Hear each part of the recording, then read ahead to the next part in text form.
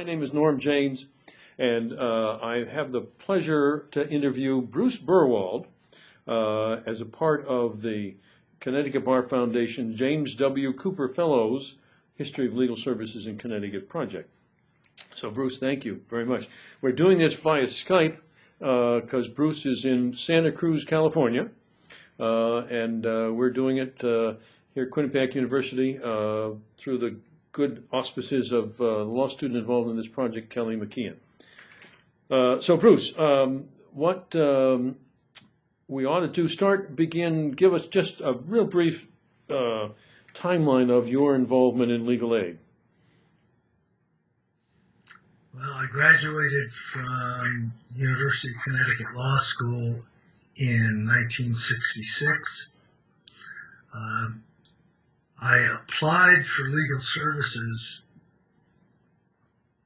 at a number of locations, including an Indian reservation in Arizona, which never got back to me, and was interviewed by Legacy, which was a legal services program starting out in my hometown of New London, as covering Norwich, New London area,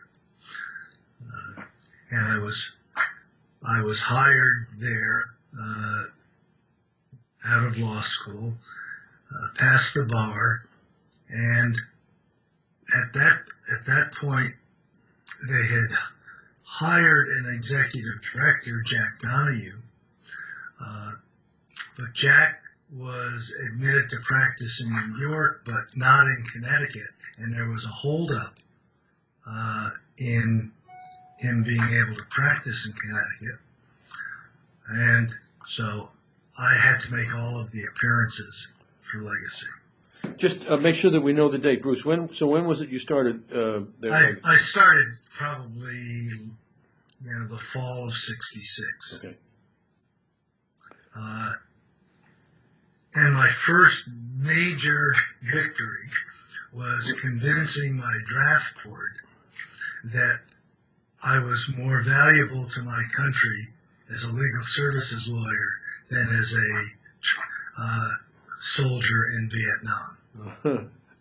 Good for you. At that point, I thought either they were asleep or I was a pretty good lawyer. Yeah. All right. So give us a real quick summary of the rest of your career, just so we have it in context when we ask other questions, Bruce. While I was working in New London, I met a social worker who you know, named Linda Heller. And I had a number of cases where we actually cooperated, unusual with the welfare department. And her husband was on the board of Tolland Wyndham Legal Assistance Program, which was just forming, and she encouraged me to interview for that job as director, and I guess nobody else applied, so I was hired. And that's about when you and I first got together, when you were still a law student. Right. Well, and so when was it? That would have been, I believe, the end of 1967, perhaps the beginning of '68. I can tell you from my experience, you were there sometime in '67 because as a law student, I went and did some work with you there in Willimantic in '67. So. Well, you're much younger than I am. That's true, I am. I'll defer to your memory. All right, good, great, okay, all right. And I stayed there until I believe it was 71, when we had some political issues with the then governor of Connecticut. And I have a story about that, but all right, we'll come back to it. Yeah, and after I left Connecticut, I traveled cross country for the summer, and accepted a job running the legal services program in Maricopa County, Arizona, which is the county which houses Phoenix and a number of other smaller cities. And from there, after I got into some more political hot water, I moved on to San Mateo Legal Services Program in California, and I worked initially as a Reginald Heber Smith Fellow, then as a staff lawyer, and after that, in I want to say 76, I became an administrative law judge for the state of California and stayed there until I retired, which would have been, I think, 2008. And concurrent with that, from about the early 90s on, I was an adjunct professor at Santa Clara University Law School. I taught employment law and employment discrimination. All right. Well, thank you for that resume. Let's go back to the beginning. Legacy. Do you know? So you were among the first people hired at Legacy. Then is that? I think I was the first hire. I think they hired Jack Donahue after they hired me. Okay. But I'm not positive. So do you know anything about sort of the origins, who started that program and what its impetus was? Yeah. I think the prime mover was a lawyer named Morgan McGuire, who was a former state senator. He was a moderate, progressive Republican, and at that time an endangered species, and apparently at this point extinct. Right. But he was a great guy. My story about my issues with Governor Meskel involved Morgan. Okay. And so what was but this was obviously, the local bar association was supportive of this, yes, right? Right. Although some were more supportive than others, obviously.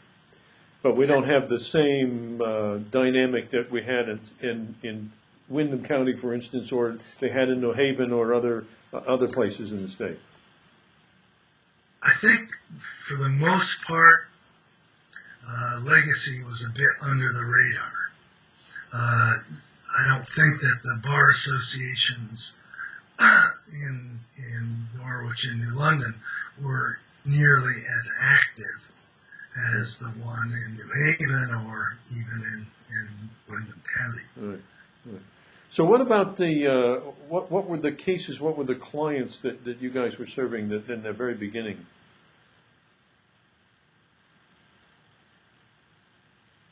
Uh-oh. I stunned him with that question.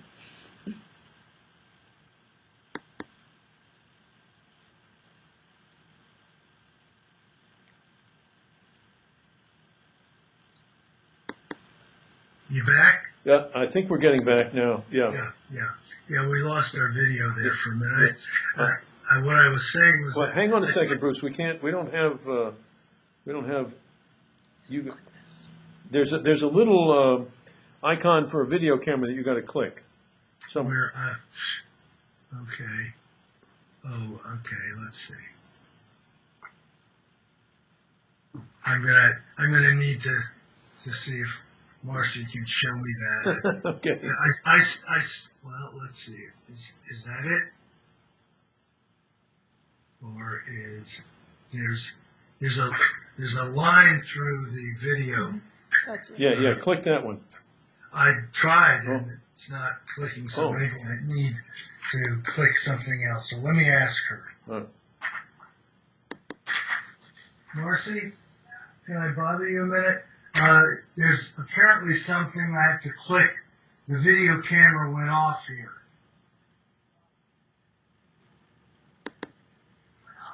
Well, apparently I tried pushing this little icon. Is that the camera? Oh, yeah. So I just have to click there. Okay, we're all set. Oh, there you go. Okay. All right. Skype isn't the most user-friendly program. Okay, I can't remember exactly the question, but you had a stunned look on your face, and then it froze there. So well, I'm easily confused. yeah, right. All right. So you're talking about the clients and the cases in the very earliest days. Let me just go back, and I don't know whether you got my response. No. I think the fact that Morgan McGuire had been a former state senator, was a Republican, and was well respected, probably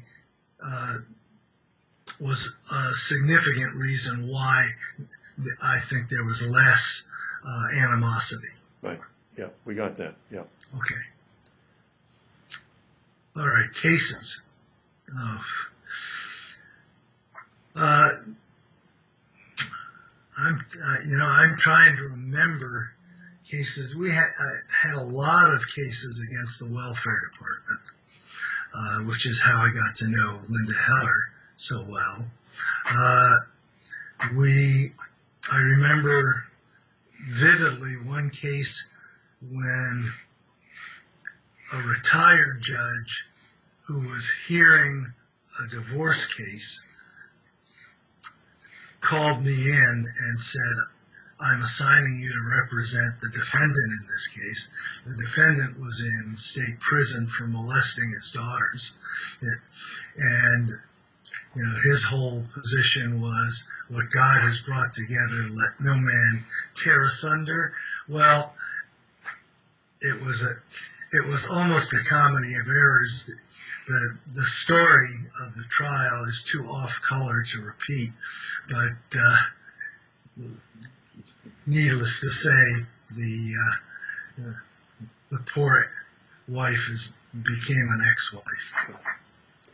Well, it's interesting to me, Bruce, that you said you had a lot of welfare cases, because in other interviews we've done, and my own recollection was that clients initially didn't understand that legal aid could be helpful in welfare kinds of issues. Now, so do you know how that might have come about in London so early?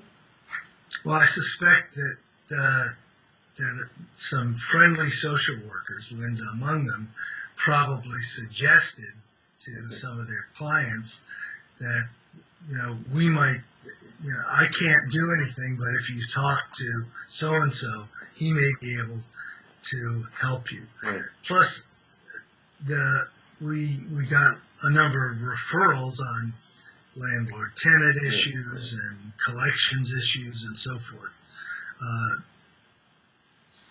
But my recollection of that year is really pretty hazy at this point, because I was making a lot of appearances, but our caseload was really just beginning to crank up.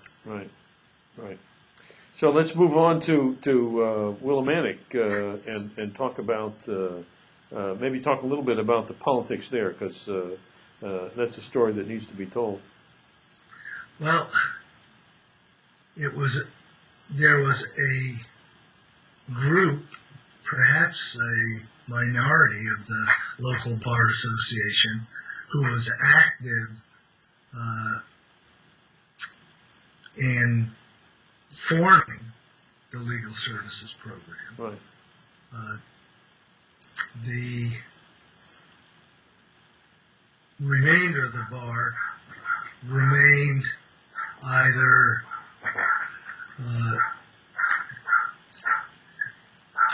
you'll have to excuse me. I have a phone call coming in, and I have to mute it. All right. We'll edit that out. Yeah. Sorry. All right.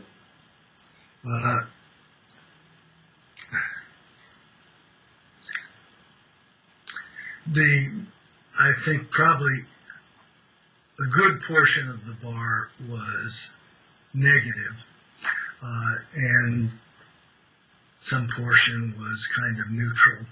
They didn't really care unless they felt like their ox was being gored. But the segment that was negative was vocally negative. And they feared that we were going to take some of their clients, some of their money-making cases. For example, a lot of the local lawyers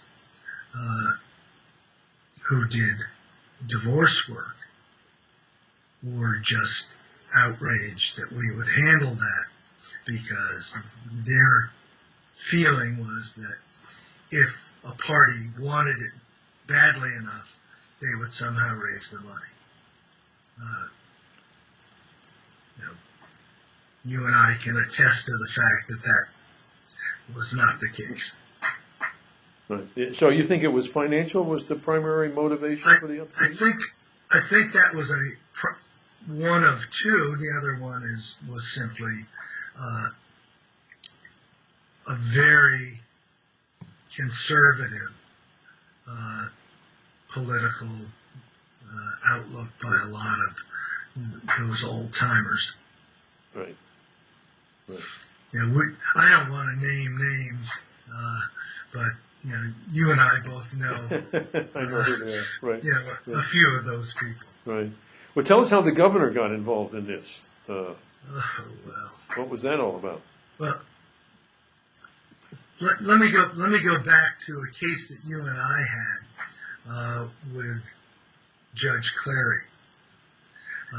This is federal district court TM at Clary. Right. Yes, right. TM at Clary. Who there were actually two cases. The first one was the motor vehicle financial responsibility case.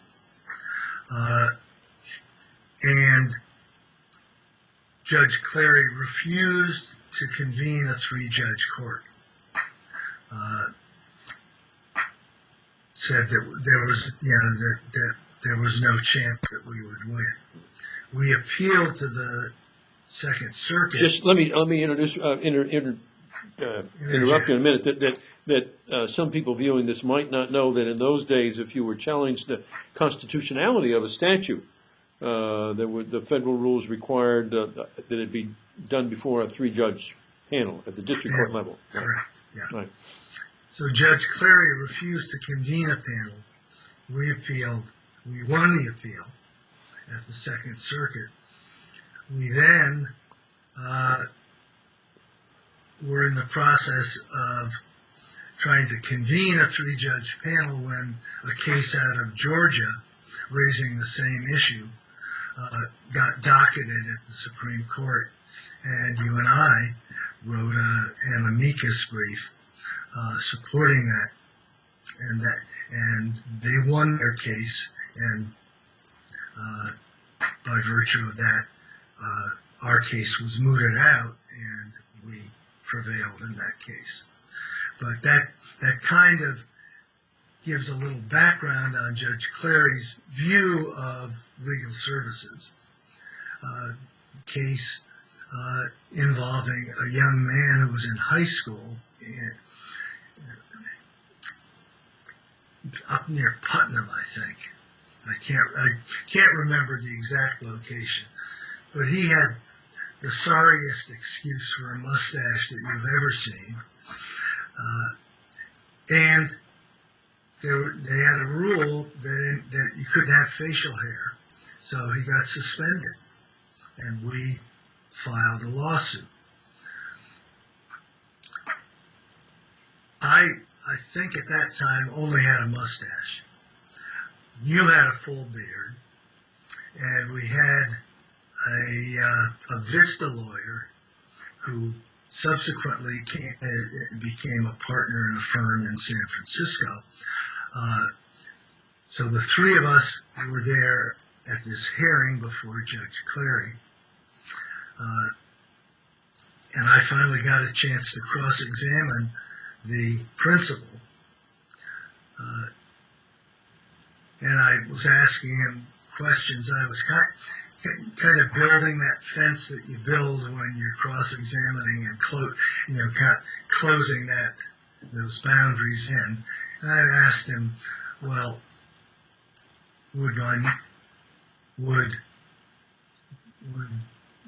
Mr. Jane's beard be against your rules? Well, that's most certainly. Well, would Mr. Terhayden's beard be against your rules? Absolutely.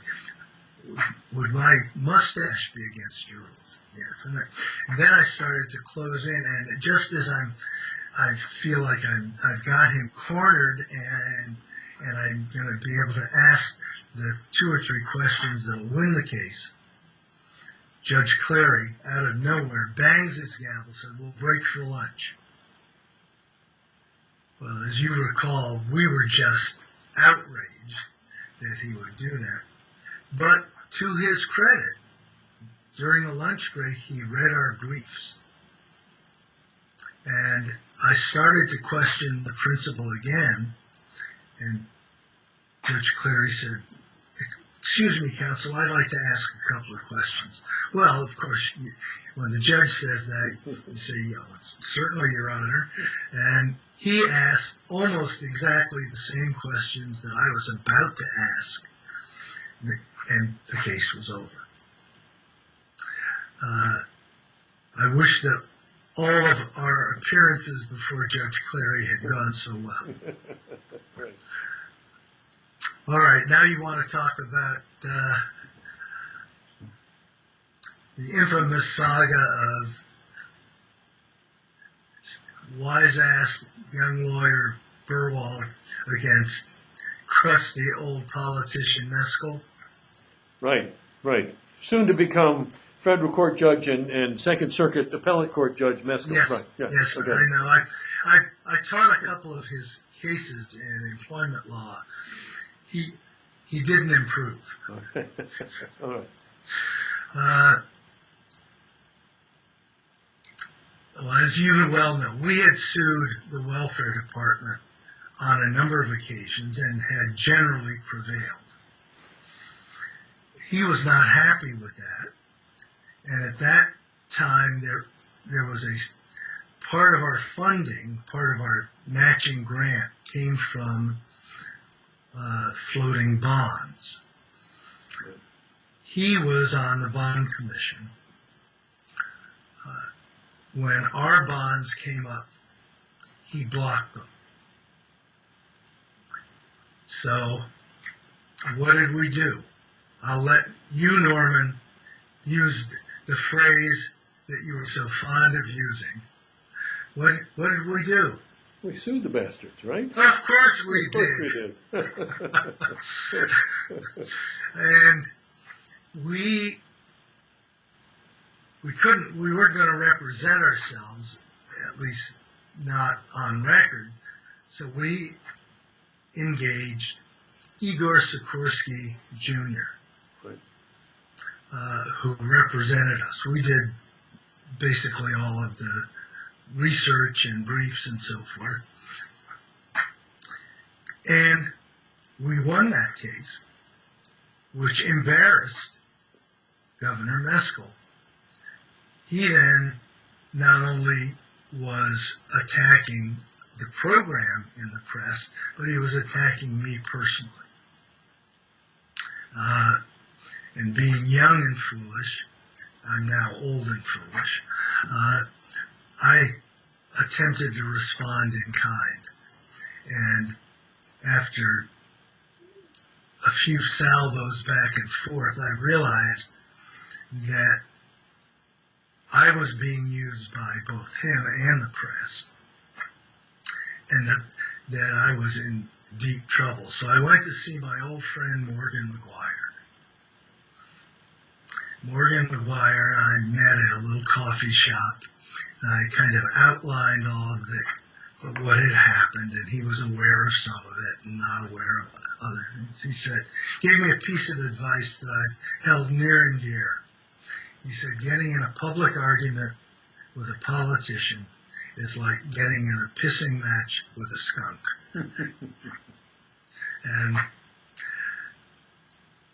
and he counseled that if I wanted to save our program, I couldn't be associated with it.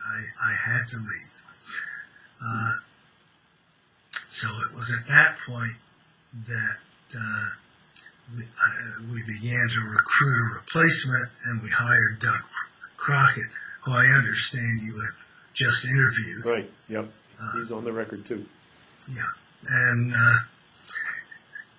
And Doug was much straighter looking than I was.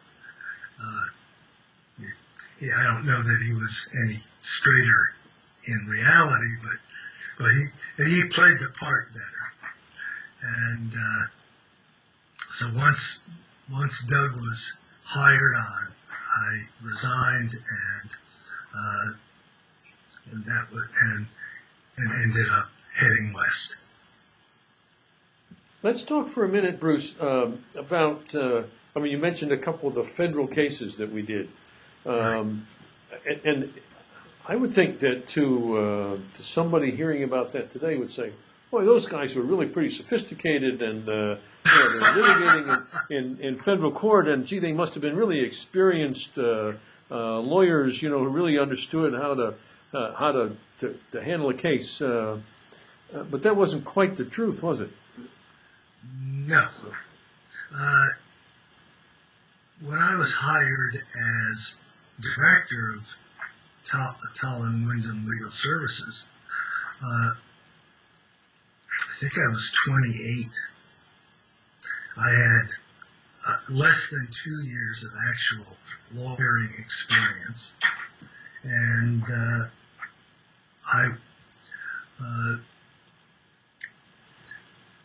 I really didn't know a whole heck of a lot. So when I had a case like the federal cases, I would contact Bill Clendenin in New Haven, or someone who had maybe another year or two of experience or had handled something. And I think at that point you had started working full time by the time we were getting into those cases. And so the two of us would sit down with a practice book or a practice manual and say, okay, let's got to draft a complaint, and take a look at a couple of the samples, and we draft a complaint. What do we have to do next? Well, we have to send out some interrogatories. Maybe we have to schedule a deposition. Maybe we have to make a motion. And so we were just kind of learning as we went along.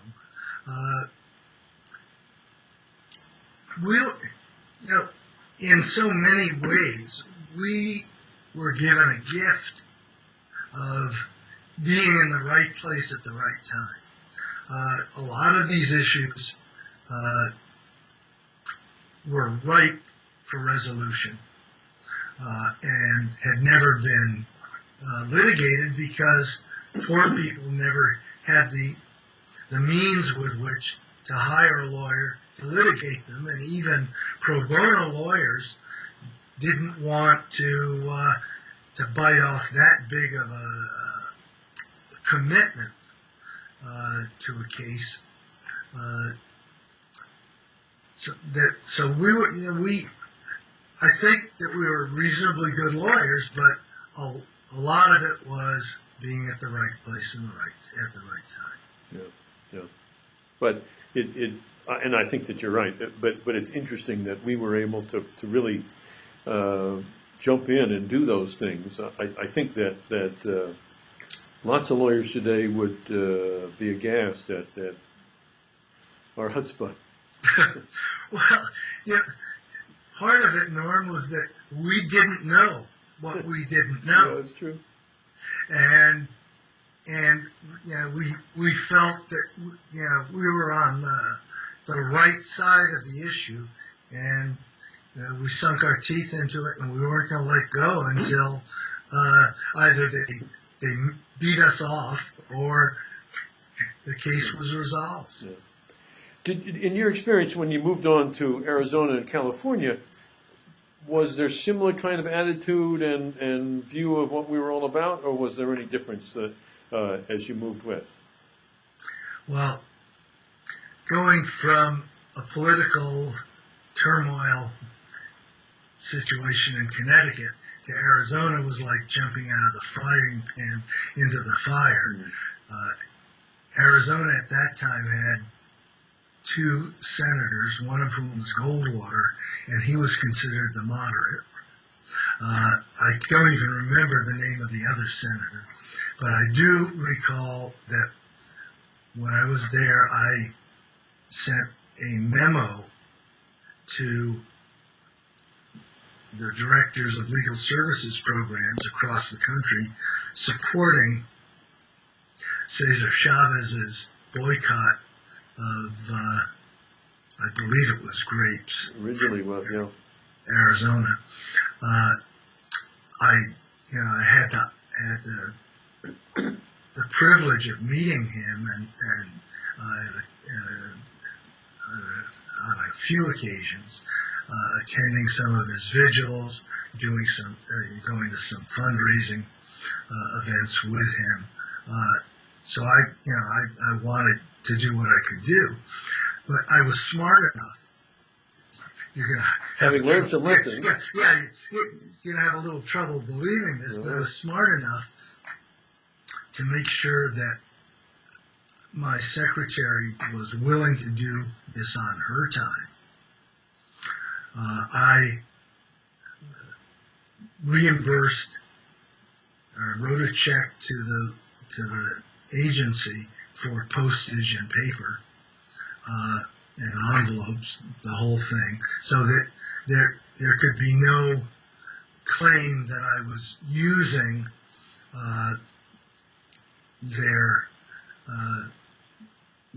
using the agency for political purposes.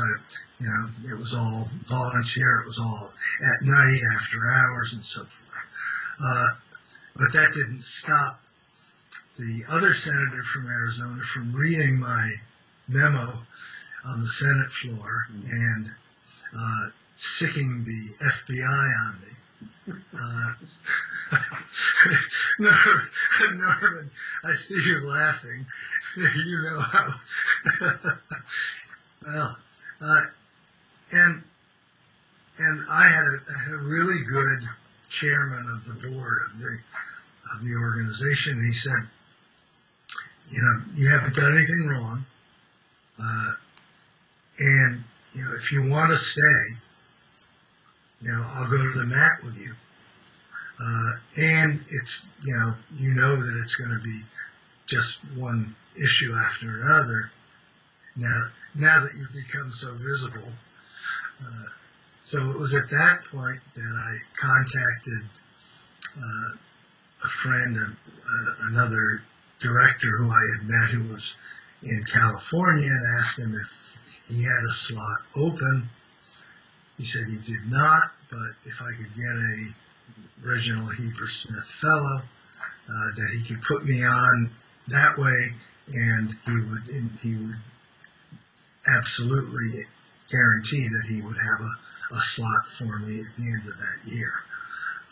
So I called the director of the Reggie program and asked him and said, I've put a number of your fellows to work at organizations that I've been director at. Do you think you can find a fellowship for me? He said, not a problem.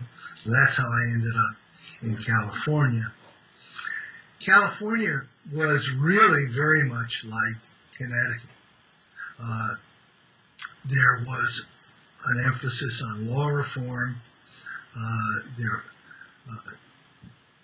We did a fair amount of the day-to-day work, but we were always on the lookout for cases that would benefit more than just the individual.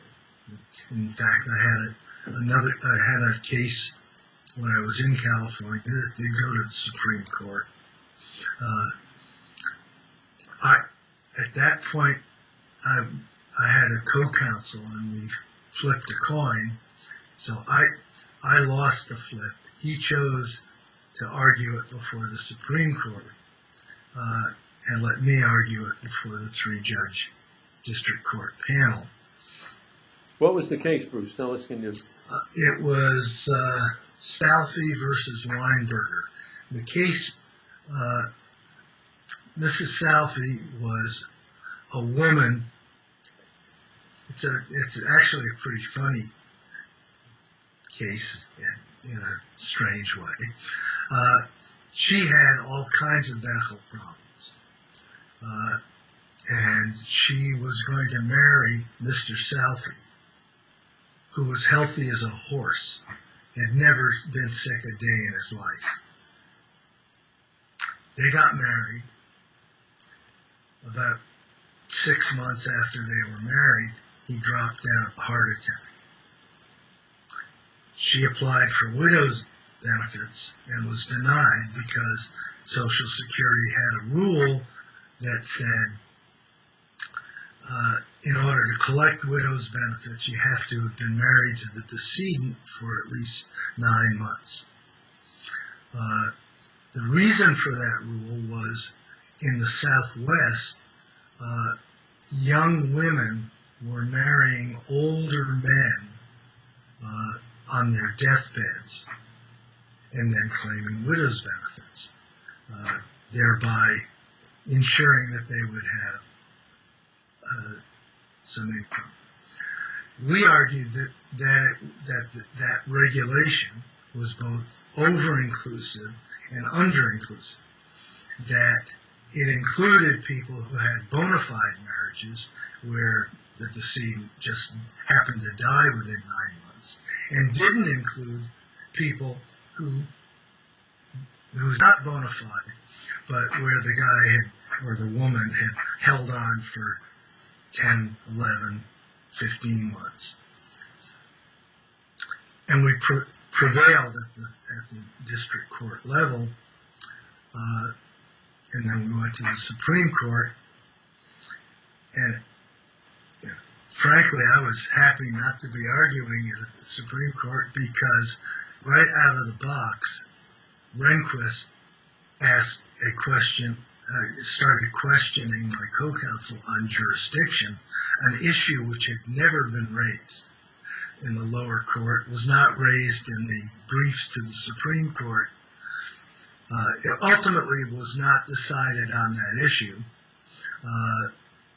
but you can imagine how uncomfortable it would have been to try and answer a question like that off the top of your head without having done any preparation on the issue. And of course, when we got the decision and I saw that the decision was written by Rehnquist, I knew we lost. Right, right. You may recall that at the time that case was argued, I was teaching school in Maryland, outside of D.C., and I brought my students to watch the argument, which they all thought was fascinating. They did? Yes, absolutely. Absolutely. They said, how come that other guy didn't get to argue? I said, well, anyway, that's... You should have said, well, I know him. You know, he couldn't have done it. No. I think you did talk to my students, as I recall.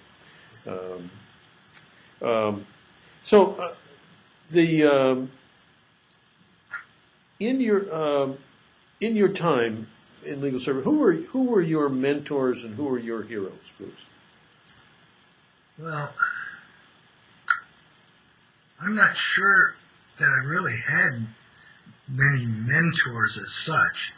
I would say the guy that I relied upon for help when it was something that we had no idea about was probably Bill Clendenin in New Haven. Right. Well, just to put it in historical context, Bruce, is I mean, he did work with New Haven Legal Assistance, as you know, and he's been in private practice. He is currently the vice president of the Connecticut Bar Association, which means in 2 years he'll be the president of the Connecticut Bar Association. So. It's frightening that not only he but you have been president of the Connecticut Bar Association. Who knew? Who knew? Right, right. Well, Bill, you might have expected it. Well, yeah, it's possible. In any event, he and I'm trying to remember his part, Dave. Dave Lesser. Dave, yeah, and there was and the fellow who was Ed Dolan's partner.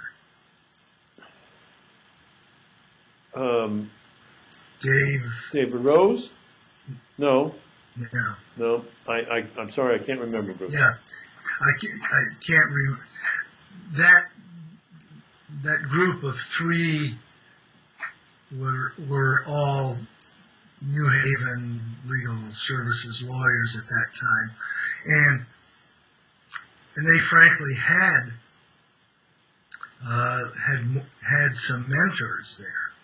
You know, Frank and Fred and Frank Deneen. Frank Deneen, who continues to, again, we'll put it in historical context. We have interviews with Frank, of course, but he continues as a part-time staff attorney with New Haven Legal Assistance. And so he is, without question, the dean of legal aid lawyers in the country. Yeah. Well, more power to him. Yeah, right, right. So, yeah, that would be part of it. And heroes, well, I guess you would be a hero, Norman. I wasn't fishing for that, Bruce. I know you weren't, and you were. As whatever I may have taught you, you taught me more. Not just in terms of the law, but in terms of life. Thank you, Bruce. Thank you. We did learn a lot from one another. I think that's very true. Yeah. You know, in terms of a hero, I'm not sure that he was not a hero at that time, but he became a hero later on, and that was Frank Johnson, the district court judge in Alabama, who presided over so many of the integration cases in the South.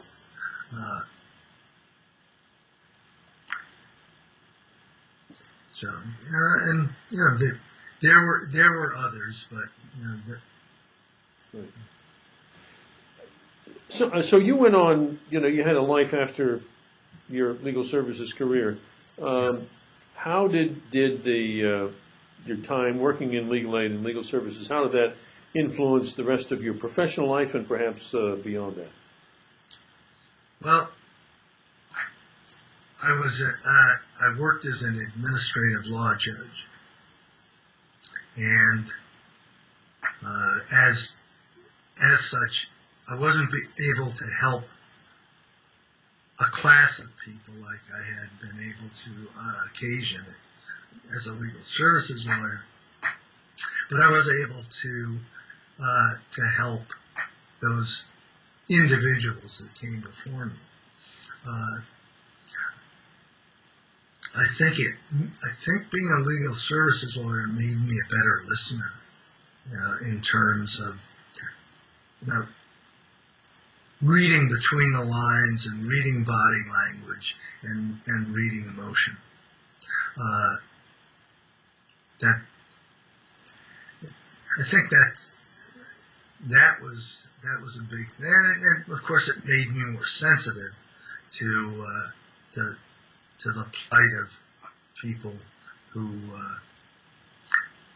either through no fault of their own or even through their own fault had been unable to catch a break in life.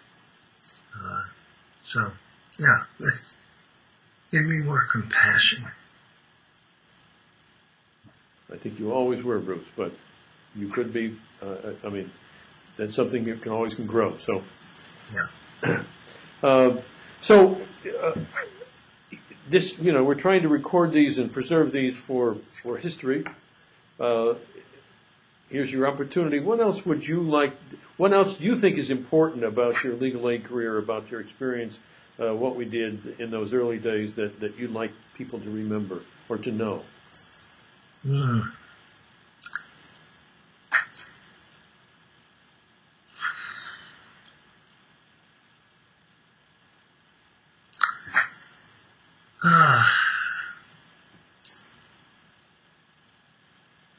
That you can make a difference. Well said. Well said. We want to have a story about Ed Dolan, who is now a Connecticut Superior Court judge, but he, among other things, worked with us in Tolland Wyndham Legal Assistance, and then later at New Haven Legal Assistance. Ed Dolan was and remains unique. I think that I had just hired you as a staff lawyer. And I was looking for summer interns. And I had a full day of interns scheduled to come in, prospective interns.